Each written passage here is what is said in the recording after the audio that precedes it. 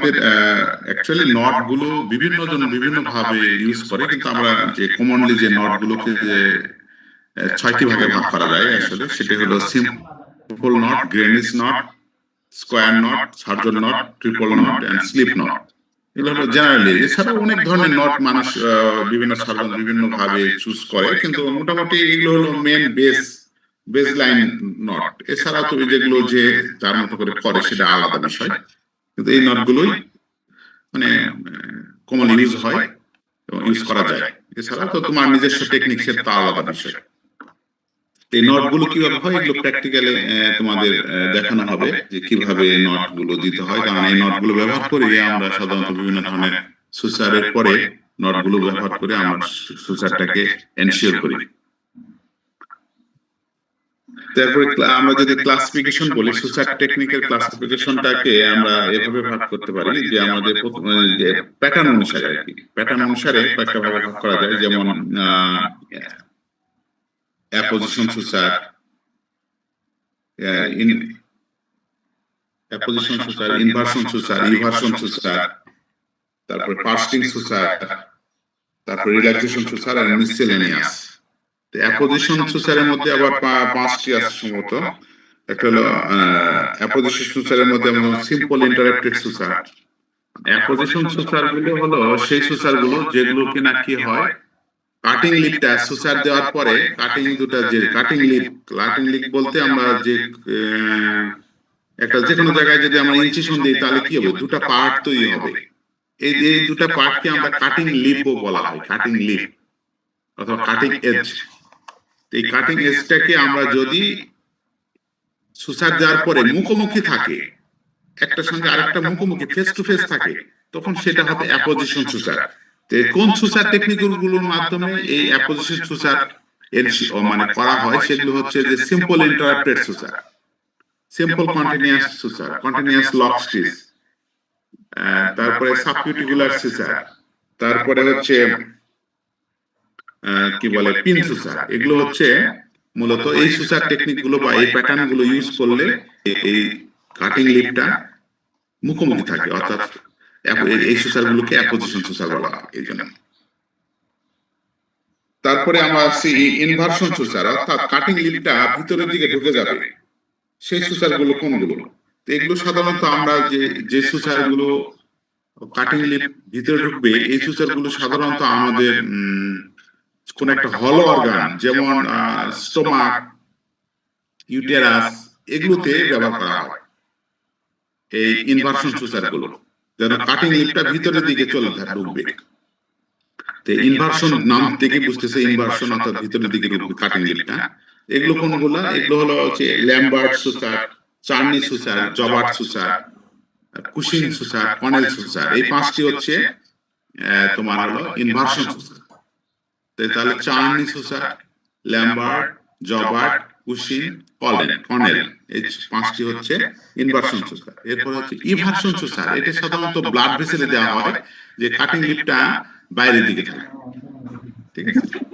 ইভার্সন সুসারের তেমন প্যাটার্ন এখানে আলোচনা আমরা করব না, কারণ ইভার্সন সুসারটা শুধুমাত্র ব্লাড ভেসেলে দেওয়া হয় এবং এই ব্লাড ভেসেলে সাধারণত আমাদের সুসার দেওয়ার এরকম প্রয়োজন পড়ে না, বা আমাদের পড়ে না, তার কেউ করতে তেমন ব্লাড ভেসেলে সুসার দেওয়াটা খুব কঠিন। এটা সাধারণত ব্লাড ভেসেলে দেওয়া হয় আর কি, মূলত এটা জেনে রাখো।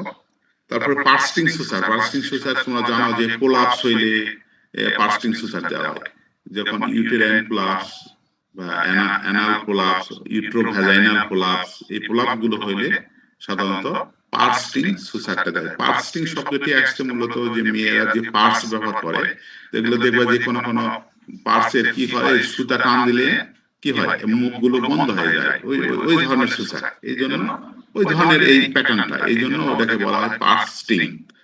অর্থাৎ পার্স কিছু কিছু তোমরা দেখবে যে ওই মানে থলের মতো আর কি, এরকম ফাঁকা করলে সুতাগুলো ফাঁকা হয়ে যায়, আবার টান দিলে এক জায়গায় হয়ে যায়। এগুলোকে বলতেছি ওই যে পুটলি ব্যাগের মতো আর কি, অনেকে মেয়েরা ব্যবহার করে দেখবে ওগুলোর মতো সেটা। তারপর রিল্যাক্সেশন সুসার। রিল্যাক্সেশন সুসারের মধ্যে মেন যে সুসারটা হলো যে হলস্টেড সুসার অথবা ম্যাট্রেস সুসার। এই ম্যাট্রেস সুসার ম্যাট্রিক্স সুসারটা আবার তিন ধরনের, একটা হলো হরাইজন্টাল ম্যাট্রিক্স, ভার্টিক্যাল ম্যাট্রিক্স, আর হলো ক্রস ম্যাট্রিক্স। তারপরে আছে হচ্ছে তোমার হলো কুইল সুসার, বাটন সুসার, নেয়ার অ্যান্ড ফার সুসার অথবা টেনশন সুসার।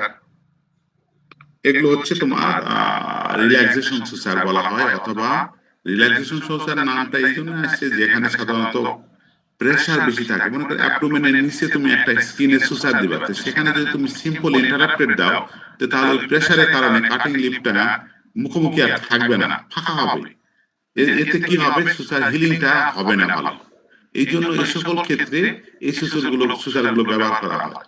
এই যেমন বলতেছি ম্যাট্রিক্স সুসার, তো ম্যাট্রিক্স সুসার আবার তিন ধরনের বলছি, horizontal matrix, vertical matrix and cross matrix. আবার আছে কুইল সুসার, বাটন সুসার, তারপরে হলো টেনশন সুসার। এগুলো হচ্ছে রিল্যাক্সেশন সুসার। এছাড়াও মিসসেলেনিয়াস কিছু সুসার আছে, যেমন আদর্শ, এগুলো কোনো ক্যাটাগরির মধ্যে স্পেসিফিকলি ফেলানো যায় না। সেগুলোর মধ্যে হচ্ছে তোমার টেন্ডন সুসার আছে, নার্ভ সুসার আছে, তারপরে স্ট্যাপল টাইপ সুসার, রিটেনশন সুসার, পার্কারকার সুসার, মাওমেট্রিস সুসার। এগুলো হচ্ছে তোমার মিসসেলেনিয়াস গ্রুপ। এর মধ্যে মাওমেট্রিস সুসারটা খুব ইউজ হয়, কারণ মাওমেট্রিস সুসারটা হার্নিয়াল যে স্যাক, হার্নিয়াল রিং এ দেওয়ার ক্ষেত্রে মাওমেট্রিস সুসার ব্যবহার করা হয়, হার্নিয়াল রিং।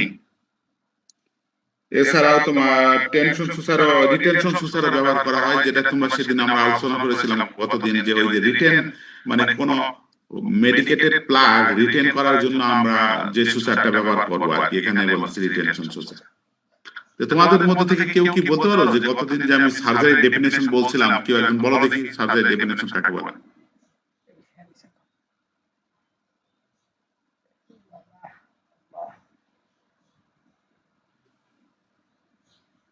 রাকিবুল হাসান, তুমি বলো দেখি সার্জারি ডেফিনেশন কাকে বলে? আসসালামু আলাইকুম স্যার। হ্যাঁ বলো, সার্জারি কাকে বলে? Surgery is the art of science which deals with the diagnosis and treatment of disease. তারপরে Injury or deformities or operative procedure. ঠিক আছে, থ্যাংক ইউ। হ্যাঁ 35, আইডি 35, আইডি 35,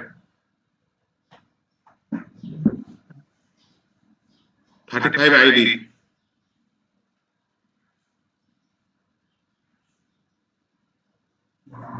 নাই? আচ্ছা, হ্যান্ড রেজ করছো 15, বলো, তুমি বলবা? না স্যার, হ্যাঁ, তোমাকে আমি জিজ্ঞেস করতে চাই যে তুমি বলো যে মেজর সার্জারি কাকে বলে?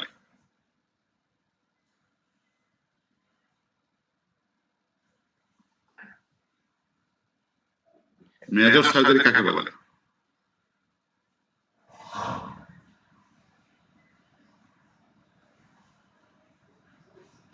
15। স্যার মেজর সার্জারিতে রিস্ক বেশি থাকে, টাইম বেশি লাগবে, আর অ্যাসিস্ট্যান্ট লাগবে, আর এটা একটু হার্ড হবে সার্জারিটা। ঠিক আছে, ধন্যবাদ। এরপরে আইডি 26 বলো, 26। তুমি বলবা যে কসমেটিক সার্জারি কাকে বলে? কসমেটিক সার্জারি হচ্ছে স্যার যেটা ওনারের স্যাটিসফ্যাকশনের জন্য করা হয় স্যার। এটা মানে কিসের জন্য ওনার স্যাটিসফ্যাকশন, কিসের কারণে? যাতে স্যার ওই যে দেখতে জিনিসটা সুন্দর লাগে, বা ওনার চাচ্ছে to increase the appearance, to increase the appearance, তাই না? অ্যাপিয়ারেন্সটা সৌন্দর্য বর্ধনের জন্য, বা or fancy. G sir. ID 04,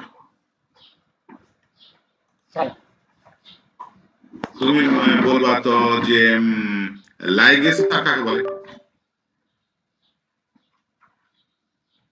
sir আরেকবার একটু। লাইগেচার।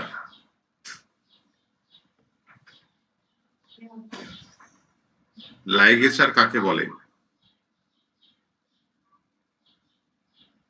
এটা হচ্ছে thread binding tie of two blood vessel.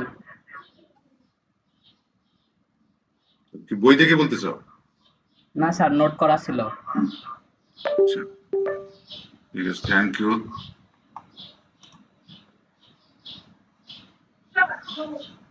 তারপরে 22 আইডি। আসসালামু আলাইকুম স্যার।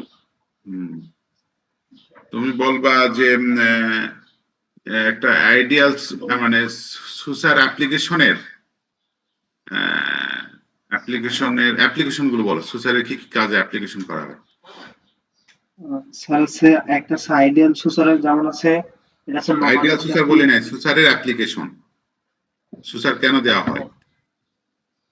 সাইড আছে হচ্ছে মেডিকেটেড আছে, প্লাগ আছে, ড্রেসিং করার জন্য হচ্ছে দেওয়া হয় যাতে হচ্ছে ডিপ ওন্ড আছে কেভিটি থেকে হচ্ছে আক্রান্ত না হয়। আর একটা আছে অ্যাক্সিডেন্টাল ওপেনিং যেগুলো হয়, সেটাতে হচ্ছে ন্যাচারাল ওপেনিং এর ক্ষেত্রে যে আপনার এই যে সুসার করা হয়। তারপরে হচ্ছে স্যার আর দুটো মনে নেই স্যার। আচ্ছা, 39 আইডি, 39 আইডি 39। আসসালামু আলাইকুম স্যার। তুমি বলো যে ক্যাটগাট কোথা থেকে তৈরি করা হয়? ক্যাটগাট ক্যাটগাট তৈরি করা হয় হলো শিপের ইন্টেস্টাইন থেকে।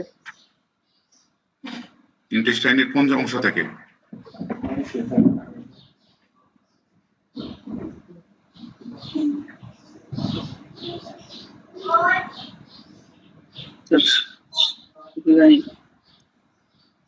সাবমিউকোসাল পার্ট থেকে। আচ্ছা, তুমি বলো তো ক্যাটগাটের ক্লাসিফিকেশনটা বলো দেখি।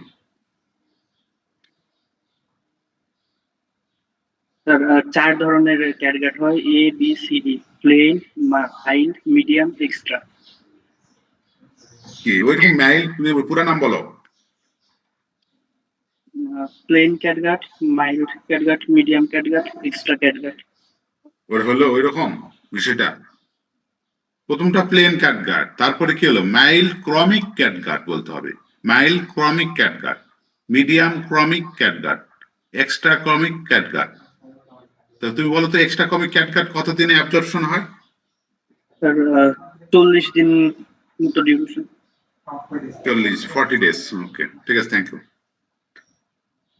তারপরে আমরা একটা সুচার কাকে বলে, সুচারের এগুলো ক্লাসিফিকেশন গুলো আমরা একটা সুচার টেকনিকে জানলাম, নট সেগুলো জানলাম।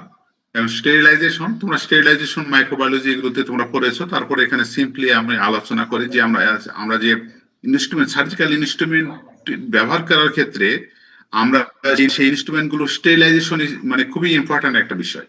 কারণ যদি স্টেরিলাইজেশনটা না হয় তাহলে সহজে তোমার যেহেতু আমরা উন্ড তৈরি করতেছি, সার্জারি মানে কি, তুমি একটা উন্ড তৈরি করতেছো, কিন্তু সেই উনটা যদি তৈরি করতে গিয়ে তুমি তুমি কোনো একটা হয়তো অপারেটিভ পারপাসে হোক, কোনো ডিজিজ ডায়াগনোসিস করার ক্ষেত্রে তুমি যে উনটা তৈরি করতেছ, সেই উনটা যদি তুমি তৈরি করার পদ্ধতিটা যদি কন্টামিনেটেড হয় তাহলে অ্যানিমেলের জন্য রিস্কি হবে। এই জন্য ইনস্ট্রুমেন্ট গুলো বা অ্যাপ্লায়েন্সেস, ইনস্ট্রুমেন্ট আর অ্যাপ্লায়েন্সেস বলতে আমরা যেমন গস, কটন, কেমিক্যাল এগুলো যে ব্যবহার করব, সোশ্যাল ম্যাটেরিয়ালস এগুলো যে ব্যবহার করবো, অবশ্যই এগুলো স্টেরিলাইজ হতে হবে। ইভেন আমি যে গ্লোভসটি ব্যবহার করবো সেটাও স্টেরিলাইজ হতে হবে। তো এগুলো আমরা ব্যবহার করে আমরা সাধারণত অপারেশন গুলো করা হয়। তো এই ইনস্ট্রুমেন্ট গুলো তাহলে কিভাবে তুমি মানে স্টেরিলাইজ করবা? তো স্টেরিলাইজেশন আমরা যে পদ্ধতিতে করি সেটা হলো অটোক্লেভ। ইনস্ট্রুমেন্ট গুলো আমরা সাধারণত অটোক্লেভ এর মাধ্যমে স্টেরিলাইজ করা হয়। তো তোমার অটোক্লেভের টেম্পারেচার কেউ বলতে পারো যে অটোক্লেভের টেম্পারেচার কত থাকে, প্রেসার কত থাকে, কত সময় ধরে করতে হয়? একদম বলো দেখি।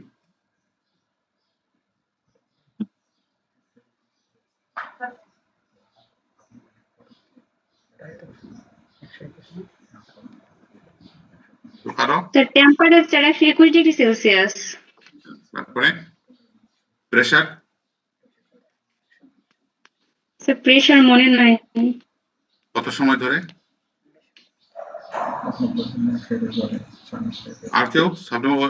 টেম্পারেচারও ঠিক বলছে 121°C। আর কেউ? প্রেশার কত এবং ইয়া কত থাকে, কত সময় ধরে? স্যার আসসালামু আলাইকুম। 15 থেকে 20 মিনিট করা হয়। 15 থেকে 20 মিনিট। তারপরে ইয়া 15 ডিগ্রি 15 অ্যাটমসফিয়ার ডিগ্রি প্রেসার থাকছে সেইভাবে। 15 পাউন্ড প্রেশার থাকবে, তাই না?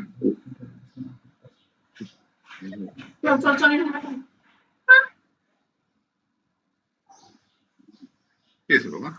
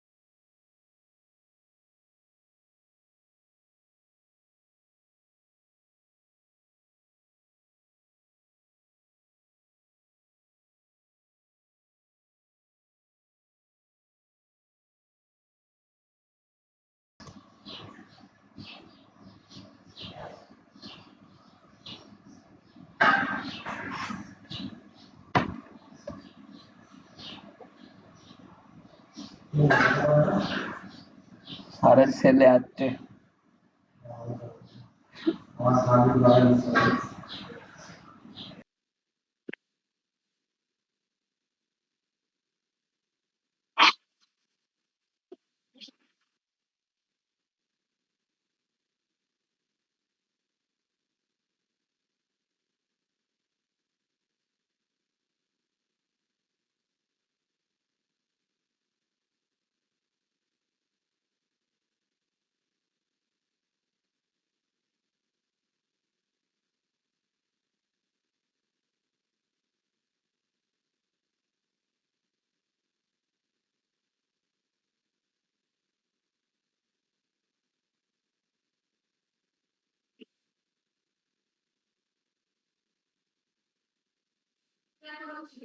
আচ্ছা ঠিক আছে, তাহলে আমরা ওই যে ছেলেটা বাসায়, তো এই বাসায় আমি ইয়া করতেছি, আমাদের তো ক্যাম্পাসে আন্দোলন, এই জন্য ছেলেটা ইয়া করতেছিল।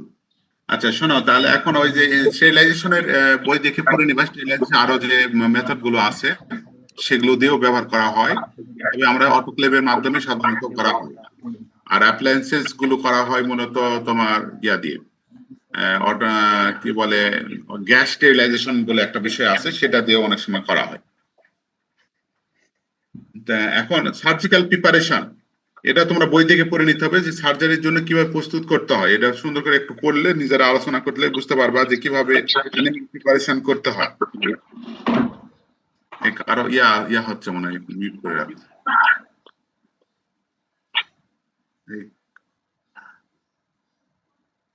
তোমার কি বলে,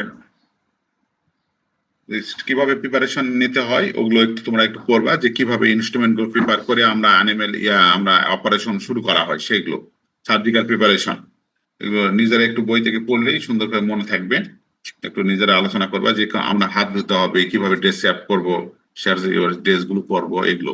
আর তোমাদের কিন্তু প্র্যাকটিক্যালের জন্য তোমাদের কিন্তু সবাই কিন্তু গ্লোভস কিনতে হবে আর ইনস্ট্রুমেন্ট কিনতে হবে।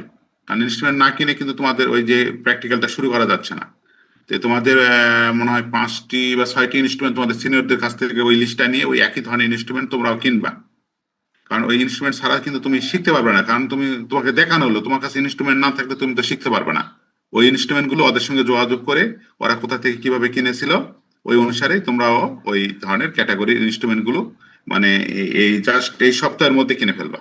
আগামী সপ্তাহে তোমাদের হলো প্র্যাকটিক্যাল, তোমাদের ইন্টারমেন্ট তোমাদের দেখানো হবে। তোমরা এই সপ্তাহের মধ্যে আগামী আজকে হলো সোমবার, এই সামনের শনিবারের মধ্যে তোমরা কিনবা, যাতে আগামী সপ্তাহে তোমরা এই ইনস্ট্রুমেন্ট গুলো হাতে পেয়েই তোমরা শুরু করতে পারো। যা ওই যে সিল্ক কিনতে হয়, নাইলন কিনতে হয়, অথবা আরো যে যে ইনস্ট্রুমেন্ট গুলো আছে, সিজর টিজর, এগুলো কিনতে হবে। ওগুলো ওদের কাছ থেকে লিস্টটা নিয়ে তোমরা অবশ্যই কিনবা। প্রত্যেকের কাছে ওই সেট থাকতে হবে এবং গ্লোভস থাকতে হবে। আর ওই যে আর ড্রেস তোমরা অর্ডার দিয়ে বানাবে না, কিভাবে নিবা সেভাবে ড্রেস তৈরি করে ফেলতে হবে।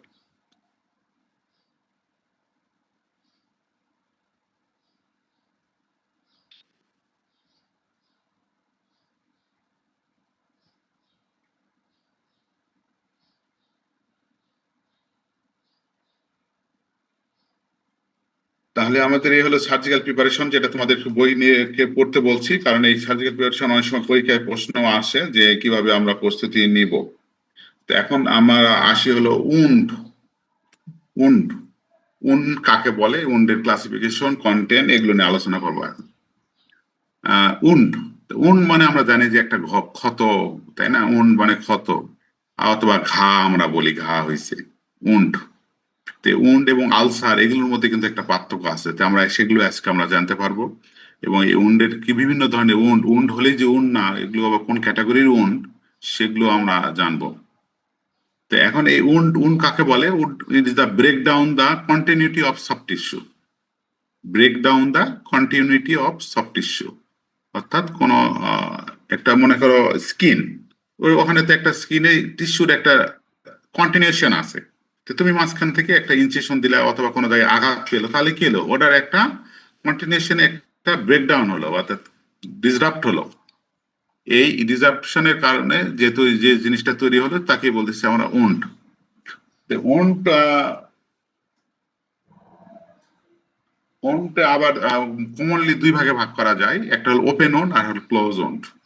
আবার অ্যাকর্ডিং টু কন্টামিনেশন অনুসারে আবার উন্ডকে কয়েকটা ভাগে ভাগ করা যায়, যেমন clean wound, clean contaminated wound, contaminated wound আর হলো ডার্টি উন্ড।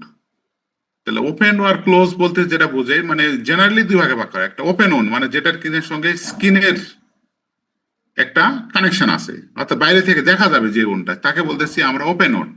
আর ক্লোজ উন্ড যেমন মনে করো তোমার হলো গ্যাস্ট্রিক আলসার হয়েছে, তাই না? তার ভিতরে উন্ডটা তৈরি হয়েছে, তুমি দেখতে পাইতেছো না, সেটাকে বলতেছি আমরা ক্লোজড উন্ড। ঠিক আছে? হয়তো নাকের ভিতরে কোনো ক্ষত হয়েছে, সেখান থেকে তুমি নাক দিয়ে রক্ত আসছে সেটা দেখতে পাচ্ছ, কিন্তু উন্ডটা দেখতে পাচ্ছ না। এরকম এগুলোকে বলতেছি আমরা ক্লোজড উন্ড। আবার অ্যাকর্ডিং টু কন্টামিনেশন অনুসারে আমরা উন্ডকে বলতেছি চার ভাগে ভাগ করতেছি। একটা হলো ক্লিন উন্ড, অর্থাৎ যেটা সার্জিক্যাল উন্ডটাকে ক্লিন উন্ড বলা হয়, অর্থাৎ আমরা সবকিছু অ্যাসেপ্টিক মেজারমেন্ট নিয়ে অ্যাসেপ্টিক মেজারমেন্ট নিয়ে যে উন্ডটা তৈরি করতেছি সেটাকে বলতেছি আমরা ক্লিন উন্ড। কোনো ধরনের কন্টামিনেশন বা কোনো কিছুই হয় নাই, ক্লিন কন্টামিনেটেড উন্ড। অনেক সময় কোন একটা সার্জারি করতে গেলে দেখা গেল যে কিছু উন্ড হয়তো বা এমনি যে কোনো উন্ড হয়তো দেখা গেল যে না ক্লিন আছে কিন্তু কিছুটা কন্টামিনেশন হয়েছে, এই জন্য এর নাম হলো ক্লিন কন্টামিনেটেড উন্ড। হয়েছে ঠিকই কিন্তু ক্লিন, কিন্তু কিছুটা কন্টামিনেশন আছে, সেটাকে বলছি ক্লিন কন্টামিনেটেড উন্ড।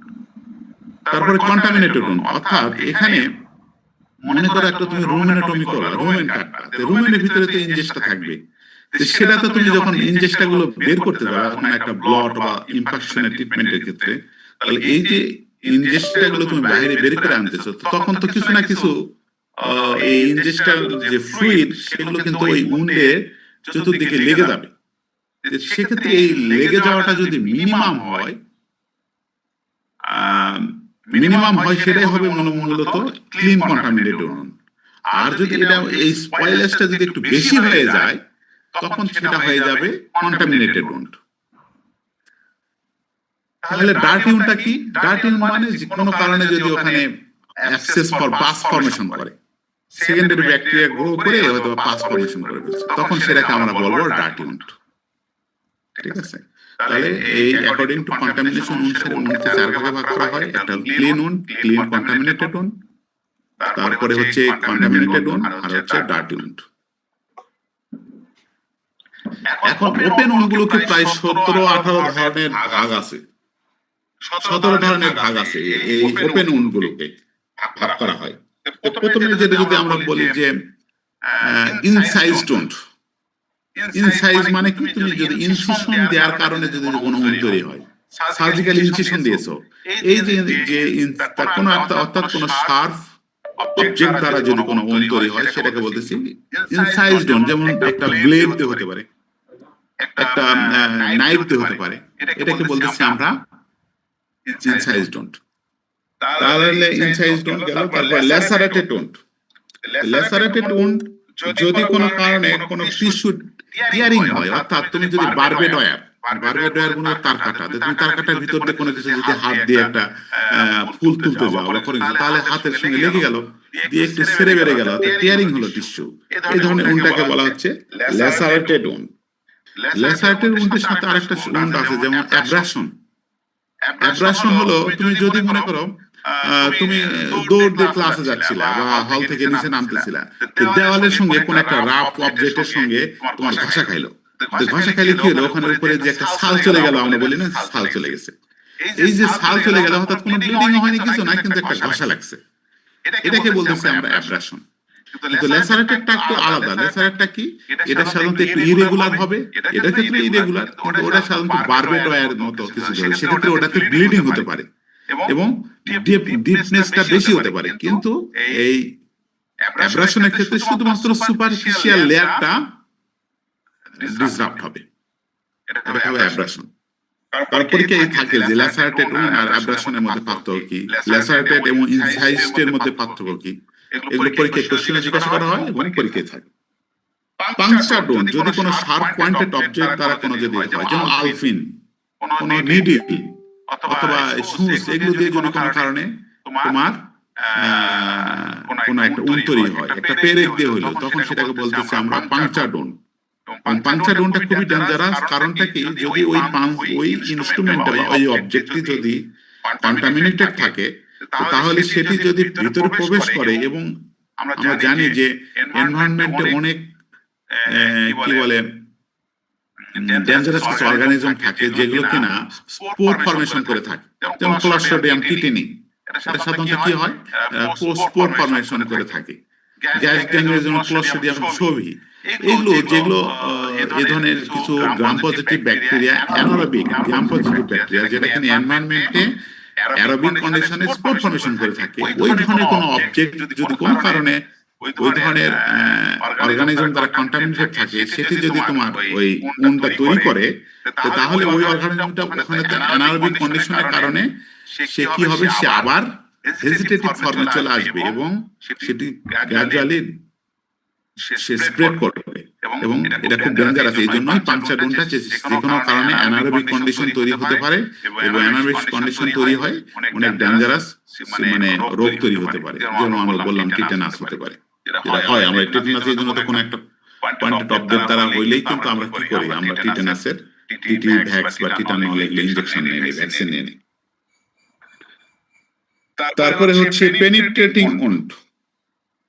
এটাও একটা উন্ড যেটা কিনা কোনো মনে করো একটা লং অবজেক্ট দ্বারা, লং পয়েন্টেড অবজেক্ট দ্বারা যদি কোনো একটা ক্যাভিটি পর্যন্ত যায়, যেমন তুমি কোনো কাউকে স্ট্যাবিং করছো, তো তাহলে এটা হবে, এটা হলো পেনিট্রেটিং উন্ড হবে।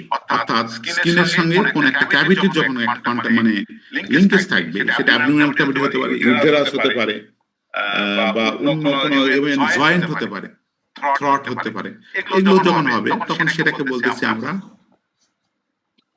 Penetrating wound. তারপরে হলো পারফোরেটিং উন্ড। পারফোরেটিং উন্ডটা হচ্ছে যদি কোন একটা লং অবজেক্ট, যেমন তরবারির মতো এরকম একটা কোন লং অবজেক্ট দিয়ে কি করা হলো, তোমাকে এক দিক দিয়ে ঢুকায় আরেক দিক বের করে দেওয়া হলো, এটাকে বলতেছি পেনিট্রেটিং উন্ড বা পারফোরেটিং উন্ড। পারফোরেটিং উন্ড অর্থাৎ একটা দিক দিয়ে ঢুকে, মানে তাহলে পেনিট্রেটিং এর ছিল একটা ওপেনিং, আর পারফোরেটিং এর কয়টা ওপেনিং, দুটি ওপেনিং থাকতেছে। সে ভিতরের অর্গান দেওয়া হয়, যেহেতু লং অবজেক্ট সেজন্য আবার আরেক দিক দিয়ে বেরিয়ে গেছে, এটা হবে পারফোরেটিং উন্ড। এটা সাধারণত লং অবজেক্ট দ্বারা হয়। এটার সাথে আরেকটা উন্ডের সম্পর্ক আছে, যেরকম যেটাকে বলতেছে গান শট উন্ড। গান শুট উন্ড, গান শুট উন্ড, অর্থাৎ কোন ফায়ার আর্মস দ্বারা যদি কোনো উন্ড হয়, তখন তাকে বলতেছে গান শুট উন্ড। ফায়ার আর্মস দ্বারা হয় তার মানে কি, কোন বুলেট একদিক দিয়ে ঢুকে আরেক দিকে বের হয়ে যেতে পারে। এই যে বুলেট একদিক দিয়ে ঢুকে আরেক দিকে বের হয়ে গেল, এটাও কিন্তু one kind of perforating wound, কিন্তু যেহেতু অবজেক্টের উপর ভিত্তি করে, অর্থাৎ অকারিং অবজেক্ট, ওটা লং কোন একটা অবজেক্ট ছিল আর এটা বুলেট ছিল, এই জন্য এর নাম হলো ফায়ার আর্মস। এই জন্য এটা বলতেছি গান শুট উন্ড।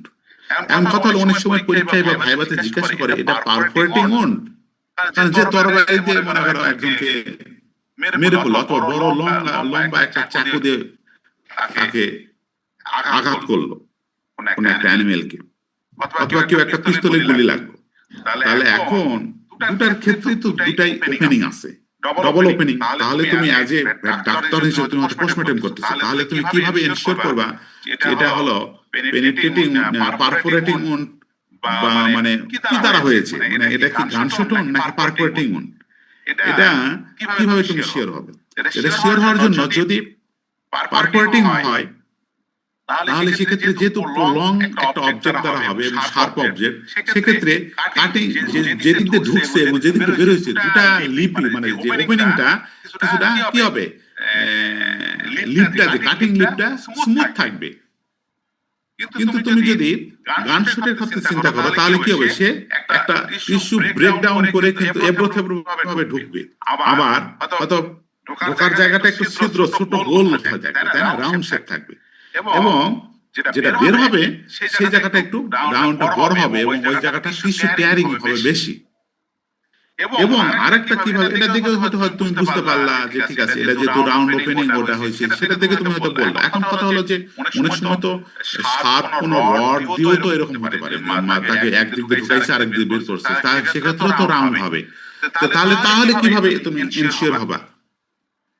তখন তোমাকে চিন্তা করতে হবে কি তুমি যদি ওখানে ফায়ার আর্মস হলে তো তুমি ওখানে বুলেটের বা বারুদের গন্ধ থাকবে, বারুদের যদি গন্ধ থাকে তাহলে তুমি এটা বলবে এটা গান শট। আর যদি বারুদের গন্ধ না থাকে তাহলে তুমি বলতে পারো যে এটা কোনো লং শার্প অবজেক্ট দ্বারা হয়েছে, এটা করা হয়েছে, এই খুন করা হয়েছে।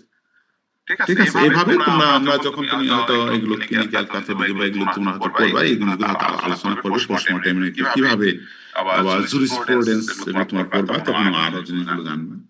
এখানকার আসপেক্টে একটু তোমাদের বলা। তারপরে হলো আমরা অ্যাব্রাশন আলোচনা করেছিলাম আগে, তারপরে অ্যাভালশন বা ইভালশন, অর্থাৎ কোন জায়গায় কোন উন্ডের যদি গ্রস একটা টিস্যু লস হয়, যেমন মনে করে একটা হুপ, গরুর হুপ এপিএমডি হয়, এই হুপটা পুরাটাই খুলে পড়ে গেল, এই যে উন্ড অথবা কোনো কারণে আঘাত লেগে ওই হুপের অংশটা যে হাড় যে শক্ত অংশটা পুরাটাই খুলে গেল, তখন অর্থাৎ গ্রস কোন টিস্যু লস হবে, সেটাকে বলতেছি অ্যাভালশন অথবা ইভালশন উন্ড। অ্যাসেপ্টিক উন্ড, অ্যাসেপ্টিক বলতে কোন ধরনের সেপ্টিসেমিয়া হয় নাই, অ্যাসেপ্টিক একদম স্টেরিলাইজ উন্ড যেটা বলতেছি সেটা হচ্ছে অ্যাসেপ্টিক উন্ড। এটা সাধারণত যেগুলো আমরা সার্জিক্যাল উন্ডগুলো হলো অ্যাসেপ্টিক উন্ড। তাহলে সেপ্টিক উন্ড যেটাতে কি কন্টামিনেশন হবে, অর্থাৎ সেপ্টিসেমিয়া হয় গ্রো করবে, অর্থাৎ ব্যাকটেরিয়া গ্রো করবে, সেগুলোকে বলতেছি ব্যাকটেরিয়া কন্টামিনেশন হবে এবং সেটা ব্লাডে গিয়ে তৈরি মানে প্রবলেম সৃষ্টি করবে, সেটাকে বলতেছি আমরা সেপ্টিক উন্ড। তারপরে হচ্ছে পয়জন উন্ড, যদি কিনা কোন পয়জন বা টক্সিনের কারণে যদি হয়, পয়জন কোন একটা কেমিক্যাল পয়জন, কেমিক্যাল কোন একটা পয়জনাস কেমিক্যাল বা ইরিটেটিভ কেমিক্যাল, সেটা দ্বারা যদি হতে পারে, অথবা কোন টক্সিক প্ল্যান্টের কাছে গেছে, তাহলে সেক্ষেত্রে তোমার একটা উন্ড তৈরি হতে পারে, সেক্ষেত্রে এটাকে বলতে poison wound. Virulent wound, virulent wound যেগুলো কোনো ইনফেকশিয়াস কজ যেমন অ্যানথ্রাক্স, এপিএমডি এগুলো কারণে যদি হয়, তখন সেই উন্ডটাকে বলা হচ্ছে ভিরুলেন্ট উন্ড। তারপর এনভেনম উন্ড, এনভেনম উন্ডটা হচ্ছে যদি কোনো স্নেক অথবা কোনো কি বলে পয়জনাস কোনো ইনসেক্টের কারণে বাইটিং এর কারণে হয়, তাকে বলা হবে এনভেনম উন্ড। যাদের ভেনম আছে, তাই না, বিষ আছে, এই ধরনের যদি কোনো বাইটিং করছে, করার পরে যে উন্ডটা তৈরি হবে তখন বলতেছি আমরা এনভেনম উন্ড। আবার এই এনভেনম উন্ডকে অনেক সময় স্নেক বাইট উন্ড বলা হয়, স্নেক বাইট হলে তার মানে সরাসরি স্নেক বাইট উন্ড। আবার অনেক সময় আবার বলা হয় ডগ বাইট উন্ড, অর্থাৎ ডগের কামড়ের কারণে হয়েছে, এই জন্য তাকে ডগ বাইট উন্ড বল। তারপরে হচ্ছে গ্রানুলেটিং উন্ড, অর্থাৎ যে উন্ডটা তার হিলিং টেন্ডেন্সি থাকবে তাকে বলতেছি গ্রানুলেটিং উন্ড। ভাইরাস যে উন্ডটা হিলিং টেন্ডেন্সি থাকবে না তাকে বলবো আমরা আলসারেটিভ উন্ড। তাহলে আমরা বোঝা গেল উন্ড এবং আলসারের মধ্যে পার্থক্য। উন্ড হলো উন্ড, আলসারও ইটসেলফ একটা উন্ড, কিন্তু উন্ড তখনই বলবো যার হলো কিনা হলো হিলিং টেন্ডেন্সি থাকবে, আর আলসার হচ্ছে যার হিলিং টেন্ডেন্সি থাকবে না, ওটা একটা উন্ড কিন্তু হিলিং টেন্ডেন্সি থাকবে না, হিলিং হতে চাইবে না। তখন তাকে বলতেছি আমরা আলসারেটিভ উন্ড। তারপরে হলো ড্রাই উন্ড, যে উন্ডটা শুকনা থাকে, কোনো ধরনের ডিসচার্জ নাই, সেটাকে বলতেছি ড্রাই উন্ড। ময়েস্ট উন্ড, যেখানে ডিসচার্জ আসতেছে, অনেক সময় আমরা বলি যে কষানি ঝরতেছে উন্ড থেকে, এটাকে বলতেছি আমরা ময়েস্ট উন্ড। ঠিক আছে, তো ড্রাই উন্ড বা ময়েস্ট উন্ড এটাও জানার বিষয় এই জন্য, যদি তুমি অ্যান্টিবায়োটিক পাউডার ব্যবহার করবা না অয়েন্টমেন্ট ব্যবহার করবা, অনেক সময় আমরা পাউডার অথবা অয়েন্টমেন্ট লিখি লোকালি কোনো, বা তোমাকে ডাক্তাররা দেন তাই না, যে অয়েন্টমেন্ট দিলে অনেক সময় পাউডার দেয়, তাহলে কখন পাউডার দিবে? অ্যান্টিবায়োটিক দুটাই, তাহলে কখন অয়েন্টমেন্ট দিবে, কখন পাউডার দিবে? যদি ড্রাই হয় তখন তোমাকে অয়েন্টমেন্ট দিবে, যখন ময়েস্ট হবে তখন তোমাকে দিতে হবে পাউডার ফর্মে অ্যান্টিবায়োটিক। তাছাড়া ওই পাউডার ফর্মে দিলে কি হবে, ওই জায়গাটাতে অ্যাবজর্ব করে সে ওখানে লেগে থাকবে। আর ড্রাই উন্ডের ক্ষেত্রে অয়েন্টমেন্ট দেওয়া হয় এই জন্য, এটা গ্লিসারিন যুক্ত থাকে, এই জন্য ওই জায়গাটাতে লেগে থাকবে, ওষুধটার অ্যাক্টিভিটিটা থাকবে, তাছাড়া কিন্তু থাকবে না। এই জন্য যদি ময়েস্ট উন্ড হয় দিতে হবে পাউডার ফর্মে অ্যান্টিবায়োটিক, আর যদি এটি ড্রাই উন্ড হয় তাহলে অয়েন্টমেন্ট ফর্মে অ্যান্টিবায়োটিক দিতে হবে।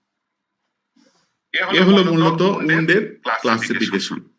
এই উন্ডের ক্লাসিফিকেশন গুলো একটার সাথে আরেকটার কিন্তু ডিফারেন্সিয়েশন পরীক্ষায় থাকে এবং পরীক্ষায় জিজ্ঞাসা করে, অনেক সময় briefly describe the different type of open wound, এরকম ভাবেও কোশ্চেন আসে। সেক্ষেত্রে তোমাকে এই 17-18 ধরনের উন্ডগুলো তোমাকে নাম লিখতে হবে এবং তার ব্রিফ ডেসক্রিপশন কি দ্বারা হয় সেটা দিতে হবে। আর ডিফারেন্সিয়েশন হলে তুমি দুটা ডিফারেন্সিয়েশনের দুটা ডেফিনিশন দিতে পারো, কি দ্বারা হয় সেটা দিতে পারো। এইভাবে তুমি ডিফারেন্সিয়াল কিছু পয়েন্ট নিয়ে এসে তুমি উদাহরণ সহ তুমি দিতে পারো, তাহলে সুন্দর করে তোমার ইয়েটা হবে। কিন্তু ডিফারেন্সিয়েশন চাইছে তুমি শুধু দুটা ডেফিনিশন দিয়ে রাখছো, তাহলে কিন্তু নাম্বার পাওয়া যাবে না। হয়তো খুবই যৎকিঞ্চিত কিছু নাম্বার পাওয়া যেতে পারে 0.5, কিন্তু ভালো করে নাম্বার পাইতে গেলে ডিফারেন্সিয়েশন মানে তোমাকে ডিফারেন্সিয়েশন বক্স তৈরি করে ওখানে তোমাকে তৈরি করে মানে লিখতে হবে।